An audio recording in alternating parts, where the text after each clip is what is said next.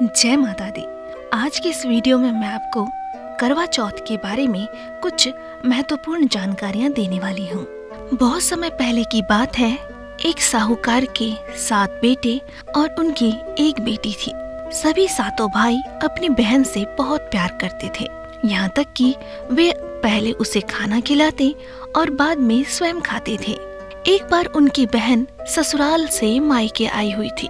शाम को भाई जब अपना व्यापार व्यवसाय बंद कर घर आए तो देखा उनकी बहन बहुत व्याकुल थी। सभी भाई खाना खाने बैठे और अपनी बहन से भी खाने को आग्रह करने लगे, लेकिन बहन ने बताया कि उसका आज करवा चौथ का निर्जल व्रत है और वह खाना सिर्फ चंद्रमा को देखकर उसे अर्घ देकर ही खा सकती है। क्योंकि चंद्रमा अभी तक निकला नहीं है, इसलिए वह भूख प्यास से व्याकुल हो उठी है। सबसे छोटे भाई को अपनी बहन की हालत देखी नहीं गई और वह दूर पीपल के पेड़ पर एक दीपक जलाकर चलनी की ओट में रख देता है। दूर से देखने पर वो ऐसा प्रतीत होता है कि जैसे चतुर्थी का चांद उदित हो रहा है। इसके बाद भाई अपनी बहन को बताता है कि चांद निकल आया है, तुम उसे अर्घ देने के बाद भोजन कर सकती हो। बहन खुशी के मारे सीढ़ियों पर चढ़कर चांद को देखती है, उसे अर्घ देकर खाना खाने बैठ जाती है। वो पहला टुकड़ा मुंह में डालती है तो उसे छींक आ जाती है, दूसरा टुकड़ा डालती है तो उसमें बाल निकल आता है और जैसे ही तीसरा टुकड़ा मुंह में डालने की कोशिश करती है तो उसके पति की मृत्यु का समाचार उसे मिलता है और वो बौखला जाती है। उसकी भाभी उसे सच्चाई से अवगत कराती है कि उसके साथ ऐसा क्यों हुआ। करवा चौथ का व्रत गलत तरीके से टूटने के कारण देवता उससे नाराज हो गए हैं और उन्होंने ऐसा किया है। सच्चाई जानने के बाद करवा निश्चय करती है कि वो अपने पति का अंतिम संस्कार नहीं होने देगी और अपने सतीत्व से पुनर्जीवन दिलाकर ही रहेगी। वह पूरे 1 साल तक अपने पति के शव के पास बैठी रहती है, उसकी देखभाल करती है। उसके ऊपर उगने वाली सुईनुमा घास को वह एकत्रित करती जाती है। 1 साल बाद फिर करवा चौथ का व्रत आता है। उसकी सभी भाभियां करवा चौथ का व्रत रखती हैं। जब भाभियां उससे आशीर्वाद लेने आती हैं तो वह प्रत्येक भाभी से यम सुई ले लो, पिया सुई दे दो, मुझे भी अपनी जैसी सुहागिन बना दो, ऐसा आग्रह करती है। लेकिन हर बार भाभी उसे अगली भाभी से आग्रह करने का कहकर चली जाती है। इस प्रकार जब 6ठे नंबर की भाभी आती है तो करवा उससे भी यही बात दोहराती है। ये भाभी उसे बताती है कि चूंकि सबसे छोटे भाई की वजह से उसका व्रत टूटा था, अतः उसकी पत्नी में ही शक्ति है कि वो तुम्हारे पति को दोबारा जीवित कर सकती है।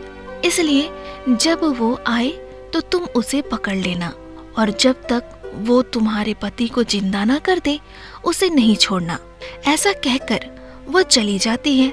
सबसे अंत में छोटी भाभी आती है। करवा उनसे भी सुहागिन बनने का आग्रह करती है, लेकिन वह टाल मटोल करने लगती है। इसे देख करवा उन्हें जोर से पकड़ लेती है और अपने सुहाग को जिंदा करने के लिए कहती है। भाभी खुद को उससे छुड़ाने के लिए उसे नोचती है, खसोटती है, लेकिन करवा नहीं छोड़ती है। अंत में उसकी तपस्या को देख भाभी पसीज जाती है और अपनी छोटी उंगली को चीरकर उसमें से अमृत उसके पति के मुंह में डाल देती है। करवा का पति तुरंत श्री गणेश कहकर उठ बैठता है। इस प्रकार प्रभु कृपा से उसकी छोटी भाभी के माध्यम से करवा को अपना सुहाग वापस मिल जाता है और इसलिए कहा जाता है कि करवा चौथ का व्रत पूरे सच्चे मन से और पाक-शाक होकर करना चाहिए, जिससे सुहागन स्त्रियां अपने सुहाग की लंबी उम्र पा सकती हैं और सदा सुहागन रह सकती हैं। जय माता दी।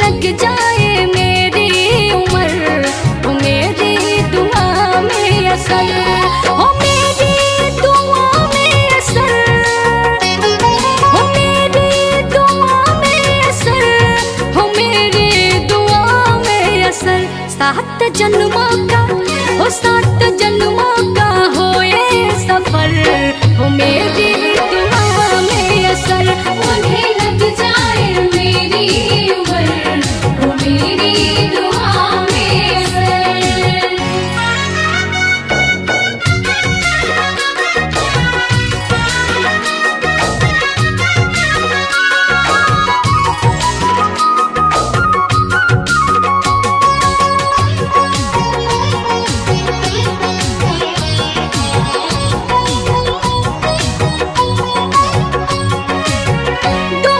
चांद है इस दुनिया जहान में, एक मेरे पास और तू जाए आसमान में।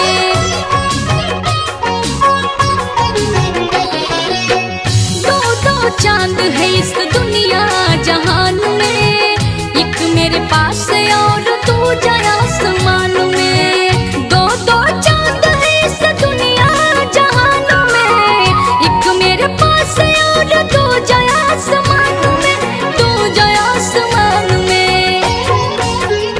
मैं तो देखूं, हो मैं तो देखूं पिया को भर नजर, हो मेरी दुआ में असर, उन्हें लग जाए मेरी उम्र, हो मेरी दुआ में असर।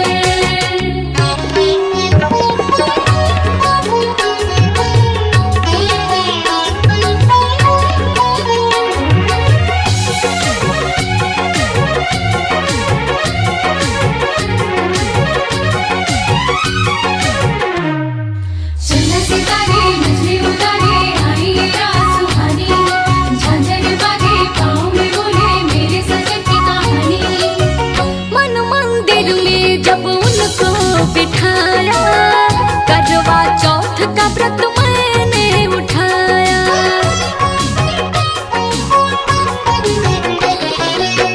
मन मंदिर में जब उनको बिठाया, करवा चौथ का व्रत मैंने उठाया। मन मंदिर में जब उनको बिठाया, करवा चौथ का व्रत मैंने उठाया, मैंने उठाया। हो मैं तो बाहर जाऊं, हो मैं तो बाहर जाऊं शामो शहर,